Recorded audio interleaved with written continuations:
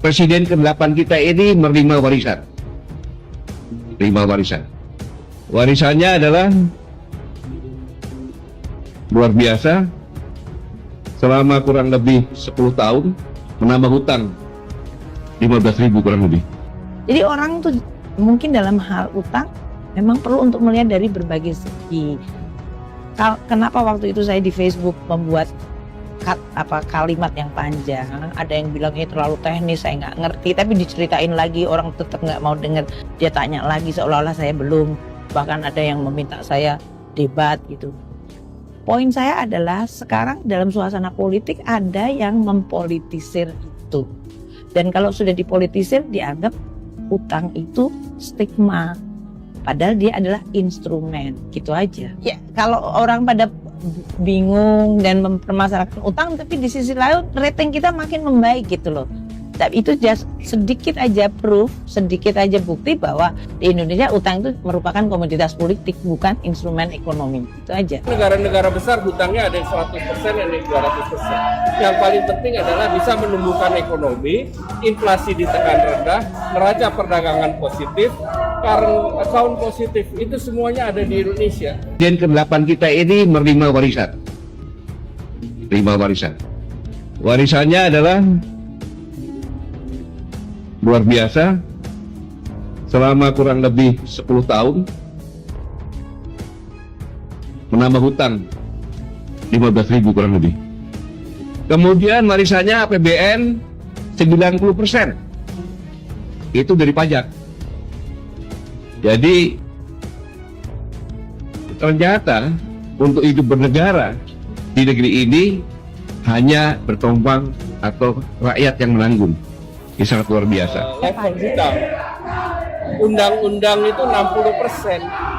Jadi kita tidak banyak masih punya room, dan tentu berhutang itu adalah sesuatu yang dilakukan oleh semua negara. Bahkan negara-negara besar hutangnya ada yang 100%, ada yang 200%. Yang paling penting adalah bisa menumbuhkan ekonomi, inflasi ditekan rendah, neraca perdagangan positif, current account positif. Itu semuanya ada di Indonesia. Negara G20, Indonesia hari ini prestasinya nomor 1. Karena pajak, kita sudah ngomong tentang anak-anak belajar di Indonesia harus gratis. Tapi sekolah-sekolah, baik sekolahannya, gurunya, maupun fasilitas kan perlu didanai. Kita melihat di Indonesia masih ada orang 10 juta keluarga yang harus diberikan cash transfer dari pemerintah karena dia tidak bisa hidup bahkan dalam garis kemiskinan. Dan itu uangnya tidak berasal dari sumur di belakangnya Menteri Keuangan kita timba. Uangnya itu berasal dari masyarakat, yaitu dalam bentuk pajak. Kita mengumpulkan pajak dari orang yang memang mampu membayar pajak. Jadi kalau Eko ini adalah kelompok orang yang pendapatannya di bawah 52 juta, kamu nggak bayar pajak. Dan jangan merasa bahwa orang-orang yang nggak bayar pajak itu saya dipajakin. Anda nggak bayar pajak, tapi Anda menikmati jalan raya, Anda menikmati sekolah, keamanan gitu. Tapi yang mereka pendapatannya lebih tinggi, kita pajakin sesuai dengan income bracket mereka. Jadi pajak itu adalah untuk ngurusin republik kita sendiri. Dan kadang-kadang kalau pemerintah melihat bahwa di dalam APBN kita, tadi saya sampaikan yang awal jawaban pertama, waktu ekonomi kena shock, kita itu melindungi ekonomi dan masyarakat melalui counter cyclical. Itu adalah dalam bentuk defisit. Defisit itu terjemahnya utang. Tapi utang itu tidak selamanya, makanya kalau saya sampaikan ke masyarakat, defisit kita makin kecil, sekarang sudah mendekati 2%, saya kepingin mendekati lagi di bawah 2%, surplus, primary balance kita mau dibuat surplus, karena itu membuat APBN sehat. Tapi saya tidak mengatakan bahwa utang kita akan nol, karena di seluruh dunia, bahkan Brunei yang tidak perlu ngutang pun dia ngutang karena dia ingin membangun sektor keuangannya. Jadi orang tuh mungkin dalam hal utang memang perlu untuk melihat dari berbagai segi. Kenapa waktu itu saya di Facebook membuat kalimat yang panjang, ada yang bilang ini terlalu teknis, saya nggak ngerti, tapi diceritain lagi orang tetap nggak mau dengar, dia tanya lagi seolah-olah saya belum, bahkan ada yang meminta saya debat gitu.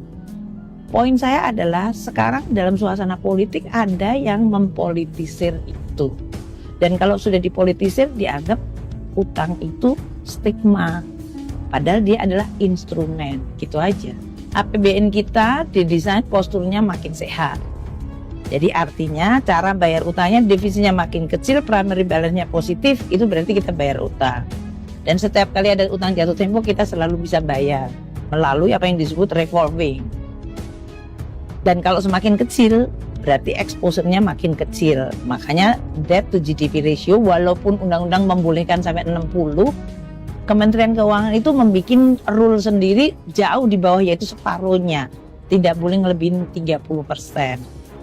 Kedua, kita harus ngumpulin pajak, bener, tapi tidak untuk bayar utang saja, tapi untuk menyelesaikan, untuk membuat ekonomi kita makin baik fasilitasnya, sehingga ekonomi makin maju, GDP-nya makin gede, utangnya relatif makin kecil. Kita bisa ngumpulin pajak untuk bayar utang juga. Ketiga, ya kita awasi belanja negara. Kalau kita membelanjakan 2.200 triliun, tapi dia tidak menjadi apa-apa, apakah itu sekolah, kesehatan, apakah itu infrastruktur, apakah itu untuk kemiskinan, kita harus sebagai netizen, saya kepengen, ya netizen itu mari sama-sama saya, kita melototin 2.200 itu, kita cari itu di mana dia. Katanya kan mereka well connected.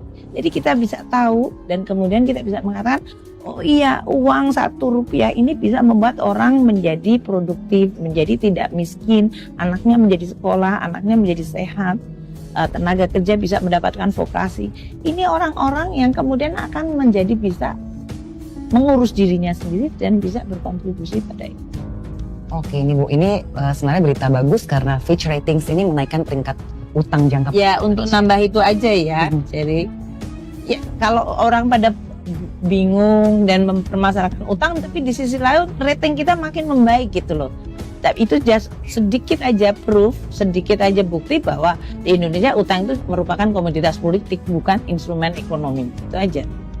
Kita sekarang punya rating triple B ya Bu ya. Ini yang terbaik sepanjang Indonesia secara perekonomian kita. Nah, ini ada yang menanyakan bagaimana tingginya peringkat kredit Indonesia ini terhadap bagaimana kita memanfaatkan momentum bagus ini ke dalam pembiayaan dan juga investasi dalam negeri kita. Pertama, kalau rating kita makin bagus, biasanya saya langsung dapat WhatsApp dari para swasta maupun BUMN. Ibu terima kasih karena mereka sekarang mengisu utang langsung bunganya lebih rendah, harganya lebih bagus. Itu adalah suatu positif. Oh, mereka itu nggak ikut dalam netizen, tapi mereka real, they are talking about real money. Banyak hal di dalam mengelola ekonomi Indonesia yang besar ini yang tidak selalu positif dan mulus, maka APBN harus dibuat sehat. Maka dengan reputasi utang kita yang bagus, rating kita yang bagus, justru saya mau nunjukin APBN itu makin solid dan sehat. Nanti kalau kondisinya suasana ekonomi menjadi sulit, kita punya instrumen itu. Kita bisa melindungi rakyat, kita bisa melindungi ekonomi kita secara jauh lebih baik. Nah, itu tadi penjelasan dari Ibu Sri Mulyani ya. Bagaimana tanggapan kalian? Silakan tulis di kolom komentar.